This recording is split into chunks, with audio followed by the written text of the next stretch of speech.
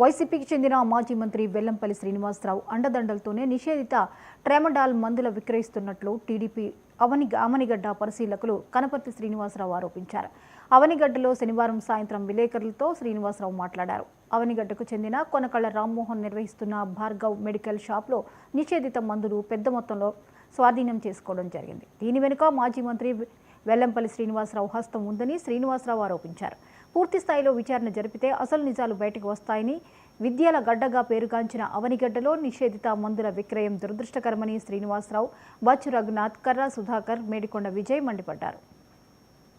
పిచ్చి మద్యంతో వాళ్ళ ఆరోగ్యాన్ని నాశనం చేశాడు.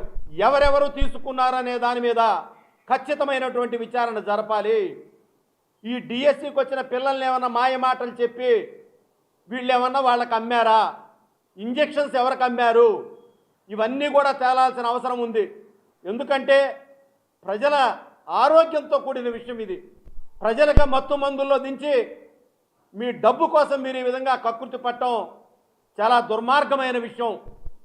మరి మీ నాయకుడు జగన్మోహన్ రెడ్డి కూడా గత 5 సంవత్సరాల్లో డిజిటల్ పేమెంట్ లేకుండా డైరెక్ట్గా డబ్బుతో పిచ్చి మద్యంతో వాళ్ళ ఆరోగ్యాన్ని నాశనం చేశాడు.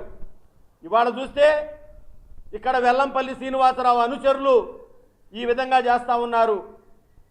విద్యాధర్రావు అనే కాకుండా వెల్లంపల్లికి ఇంకో ముఖ్య అనుచరుడు ఉన్నాడు. అతను మెడికల్ మాఫియా, అతని పేరు బుజ్జి అంటారు. ఎలియాస్ మొరళి, కొండపల్లి మొరళి ఎలియాస్ బుజ్జి, అతని మెడికల్ మాఫియా, ఇతను పొగాకు మాఫియా.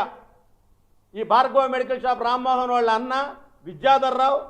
ఈ విద్యాధర్రావు వెన్నెలా చుట్టల కంపెనీ అని మాదక, ఈ చుట్టలు ఏవైతే పొగ ఉన్నాయో, నిషేధిత ఏమున్నాయో అవన్నీ కూడా బ్లాక్ మార్కెటింగ్ చేస్తారు. దీనంతా వెనుక కూడా వెల్లంపల్లి శ్రీనివాస్ ఉన్నాడు. ఇది విచారణ ఖచ్చితంగా జరపాలి.